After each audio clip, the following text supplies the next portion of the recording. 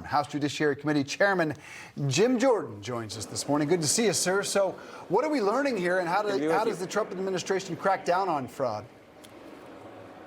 Well, I think the first big takeaway for me is, why did it take the Trump administration to do it? I mean, where was the Biden administration? This fraud just didn't start yesterday. It's been going on for a while. So, you know, God bless Todd Blanche. God bless Colin McDonald, the point guy at the Justice Department, who's focused on this issue.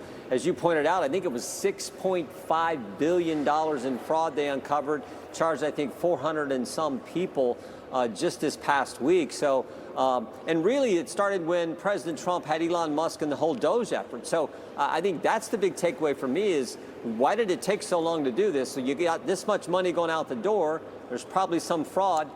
Thank goodness the Trump administration is now beginning to deal with it. Absolutely, because no one was doing anything about it before. They weren't talking about it. And people would say, oh, yeah, maybe there's some fraud, but, you know, it's not that big. And it really, obviously, is big. And you think of all the people who didn't get benefits or could have gotten more benefits if the fraudsters hadn't been operating and taking what legitimately should have gone to them. I want to get your thoughts, though, on this. The president is saying that he's not going to sign that bipartisan housing bill, which does sound pretty good, until the Save America Act comes to his desk. And now 25 House Republicans are threatening to bring House business to a halt, not do anything until the president gets this on his desk. So where are you on that? Well, we definitely want to get the Save America Act passed. I mean, this is just, as we've said, I don't know how many times, it's just good common sense, for goodness sake. Oh, show a photo ID when you vote, make sure you're actual citizens voting. That is a 90-some% issue, I would bet, across the country. So why the Democrats oppose that, I'll never know, but they do.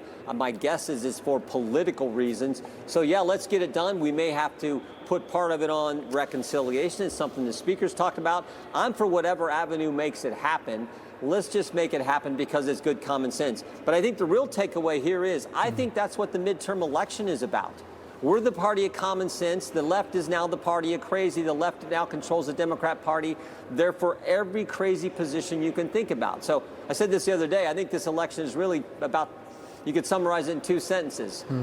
They're crazy, we're not. And go tell the voters about all the positions they take, whether it's defunding the police, defunding ICE, men and women's sports, no photo ID, shutting down the government, all the positions they take.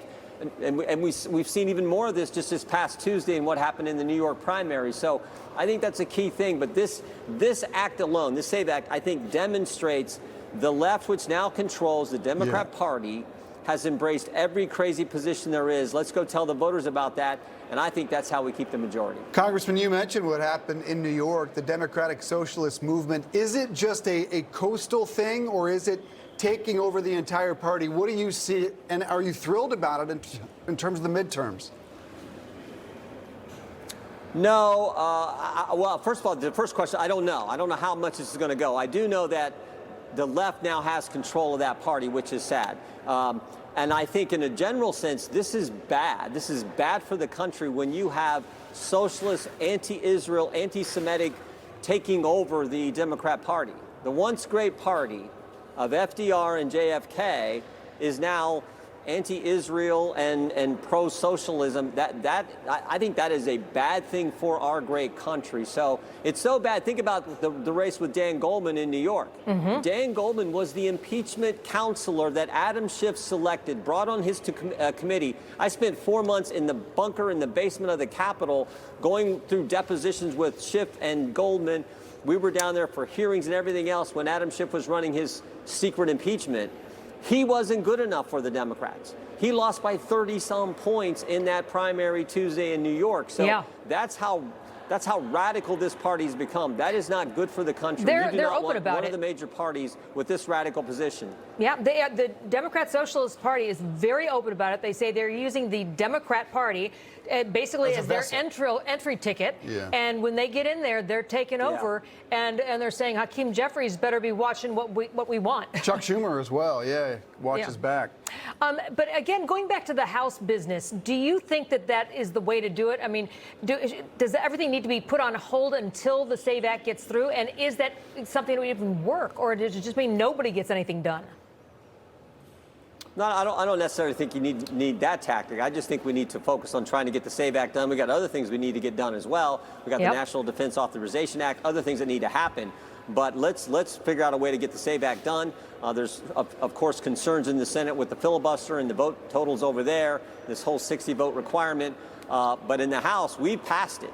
But let's look at ways, if we have to use the reconciliation, which can bypass the 60 votes over there. I think there are elements that under the rules could be put on reconciliation and we can get parts of the SAVE Act done. So let's look at doing that. Chairman, your committee, the House Judiciary, now threatening to hold the Southern Poverty Law Center in contempt for withholding key documents. What can you tell us about this? Yeah, they're not giving it. We want to know how this whole field source operation, how it unfolded, what was going on there. So we want any documents, communications relative to that program, and then any communications that they had with the Biden administration. Because remember, the Southern Poverty Law Center, working with the Biden administration, became the standard. They evaluated who was a hate group, who wasn't. They labeled Family Research Council moms. They probably labeled Newsmax a hate org. Who knows? I mean, so this is how they became. They were meeting quarterly with the Justice Department. They brought in SPLC people to train prosecutors in the Biden Justice Department. So that, to me, was the big takeaway from this whole fraud scheme they were running. We want all those communications, and if they don't give them to us, everything's on the table, and we may have to hold them in contempt. Information. Truth is freedom. Is Newsmax. It's real news for real people.